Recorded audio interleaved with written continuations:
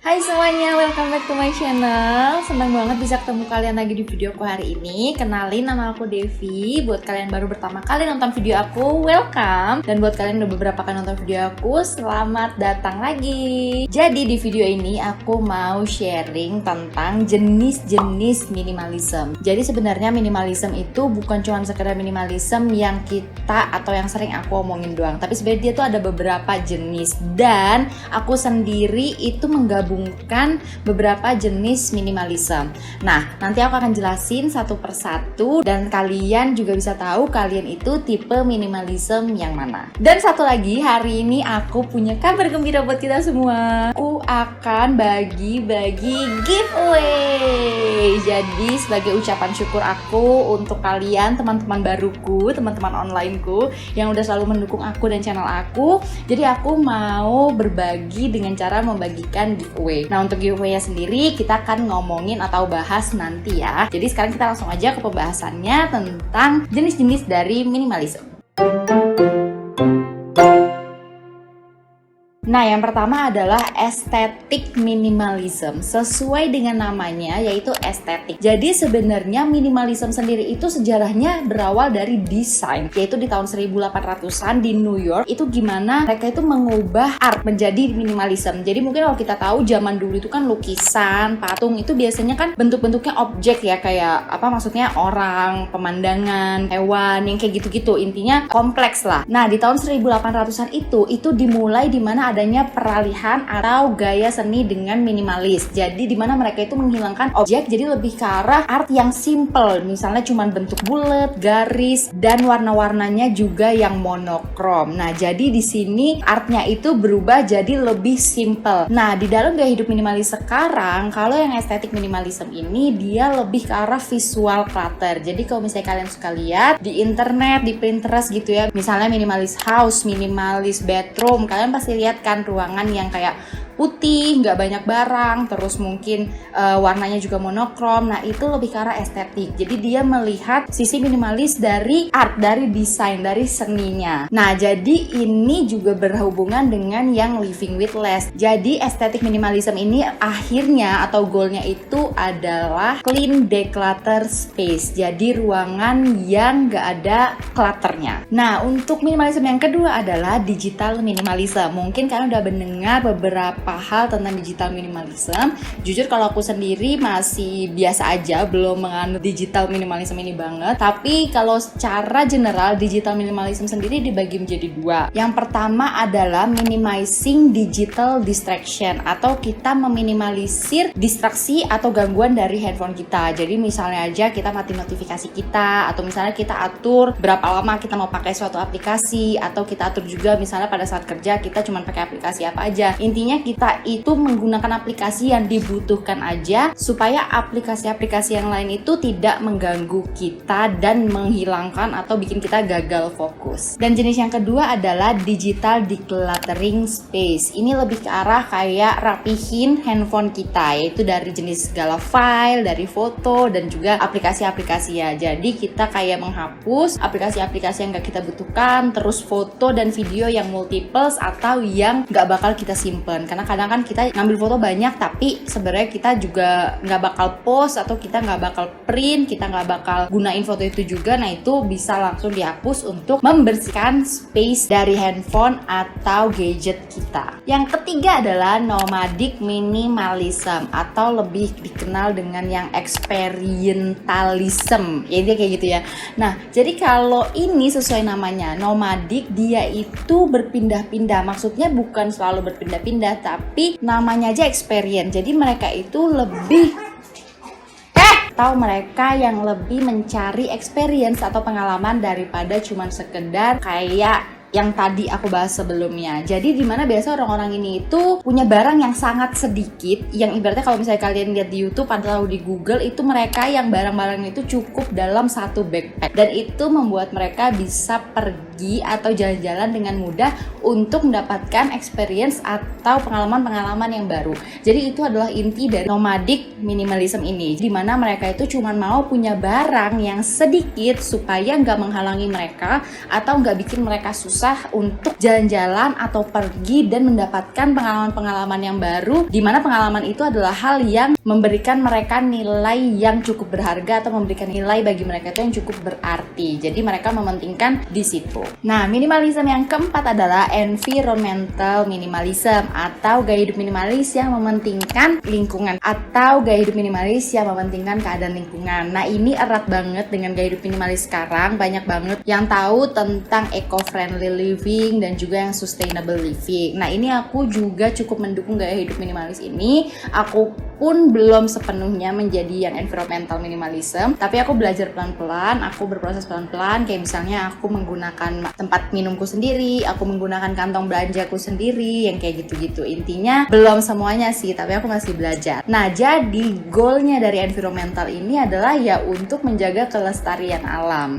Jadi di environmental minimalism ini dia kayak punya prinsip, yaitu consuming less, reducing waste, dan juga maximize what you have atau maksimalin apa yang kalian punya. Orang-orang yang menganut environmental minimalism ini, mereka itu sebelum beli barang, mereka lihat dulu apa yang udah mereka punya. Misalnya aja mereka daripada beli kontainer-kontainer yang mereka pakai misalnya bekas hampers atau misalnya bekas toples-toples kalau misalnya beli obat, nah itu bisa didaur ulang atau dipakai kembali di rumah mereka daripada mereka harus beli baru. Nah, yang kelima adalah mindful minimalis, dimana dia ini lebih fokus ke mindset kita, jadi ke pikiran kita, ke emosi kita, gimana kita tuh punya clarity atau kejernihan.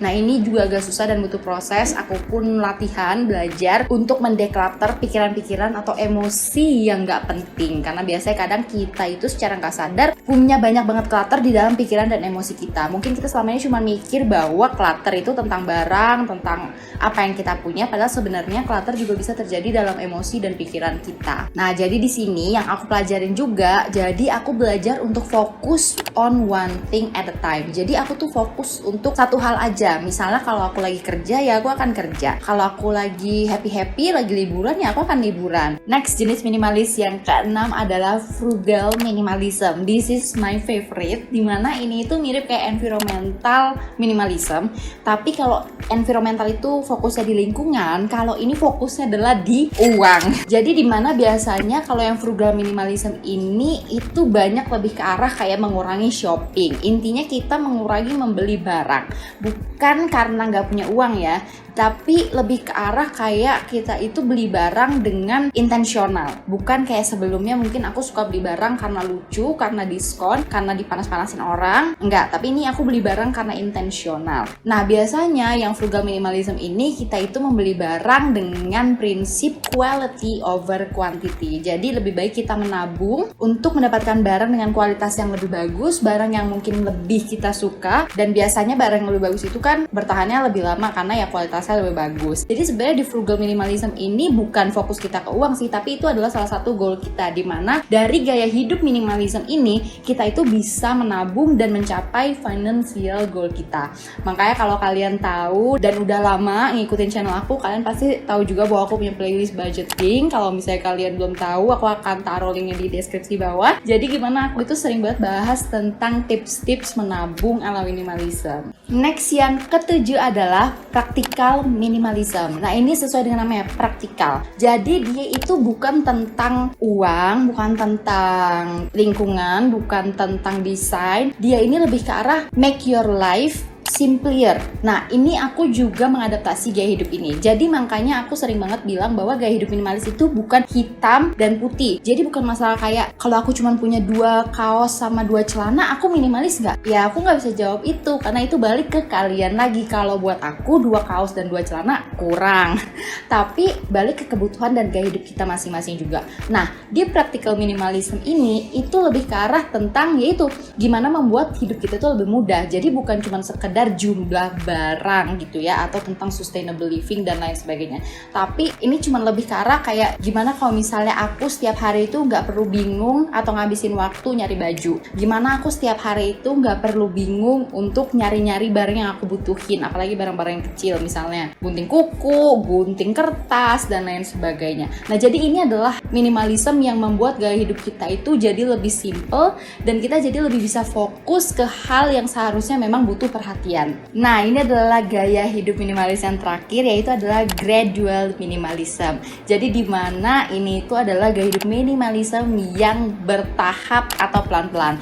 Aku juga menganut gaya hidup minimalism yang gradual ini karena seperti aku juga sering bilang, mungkin kalau kalian bacain di kolom komentar, aku bilang bahwa aku juga masih terus belajar, aku juga tetap belajar karena memang aku tetap belajar.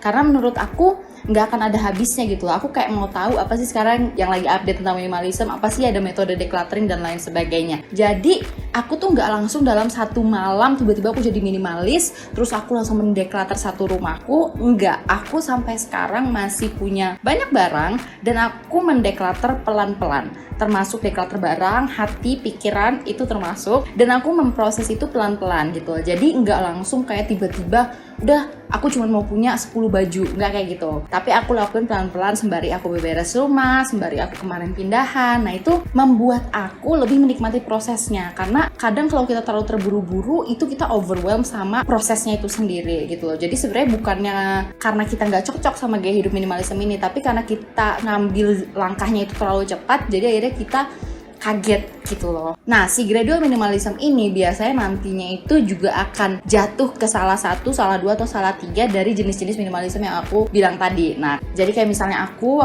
itu menganut atau ngambil beberapa jenis minimalism, kayak misalnya yang frugal minimalism. Aku senang banget nabung, aku senang banget gimana aku bisa menabung dari gaya hidup minimalis ini. Terus abis itu aku juga yang termasuk di practical minimalism, karena aku bukan cuma mikirin tentang jumlah barang, tapi aku mikirin tentang gimana supaya gaya hidup minimalism ini membuat aku lebih praktis dan bisa lebih fokus. Dan yang terakhir itu aku juga gradual minimalism, karena aku itu orang yang suka menikmati prosesnya, jadi aku lakuin pelan-pelan dan terus belajar. Nah, jadi itu jenis-jenis minimalism yang bisa aku sharingkan hari ini. Coba kalian kasih di kolom komentar bawah jenis minimalism mana yang kalian anut, atau mungkin kalian baru nonton dan kalian mau coba, kalian kira-kira cocok dan mau coba yang mana. Kasih di kolom komentar bawah. Dan balik lagi kalian tadi aku bilang di awal, yaitu tentang giveaway. Jadi aku akan jelasin gimana cara giveaway. Aku punya 3 voucher masing-masing senilai Rp300.000 yang bisa kalian pakai di bumijo.id.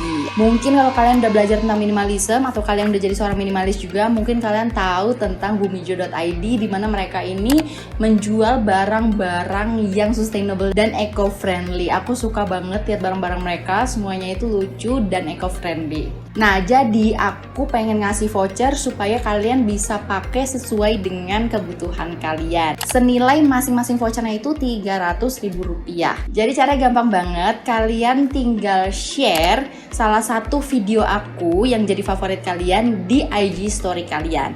Terus kalian jangan lupa mention aku @devimelisa. Nanti setiap satu post IG story kalian itu akan jadi satu entry tiket. Jadi misalnya aja favorit kalian itu tentang yang metode declutter. Ya udah, kalian tinggal screenshot, terus kalian upload, terus kalian post di IG story kalian. Kalian kasih tahu kenapa ini jadi video favorit kalian. Terus kalian tag IG aku, dan itu akan jadi satu entry tiket. Kalau misalnya kalian suka beberapa video aku, misalnya 2-3, terus kalian post 2-3 IG story, yaitu akan jadi 3 entry tiket atau 2 entry tiket. Jadi jumlah tiketnya itu tergantung jumlah post IG story kalian.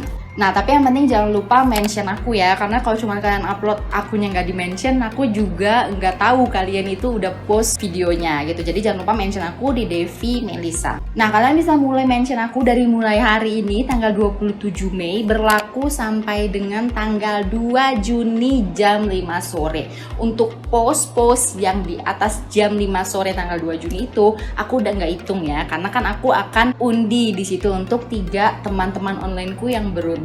Nah, jadi itu cara untuk mendapatkan giveaway-nya. Semoga kalian beruntung. Semoga kalian bisa mendapatkan gift card-nya untuk dipakai di Bumijo ID, dan kalian bisa mendapatkan barang-barang lucu yang sustainable. Dan aku akan umumin pemenang gift voucher-nya itu di video aku selanjutnya, yaitu di video aku hari Kamis depan. Jadi kalau kalian belum subscribe, jangan lupa klik tombol subscribe-nya. Dan jangan lupa klik tombol loncengnya supaya kalian tahu saat aku upload video dan kalian bisa tahu jangan-jangan kalian adalah orang yang beruntung mendapatkan gift cardnya. Kalau gitu segitu aja video aku hari ini. Semoga bisa memberikan kalian inspirasi, bisa membantu kalian untuk lebih mengenal lagi tentang minimalism.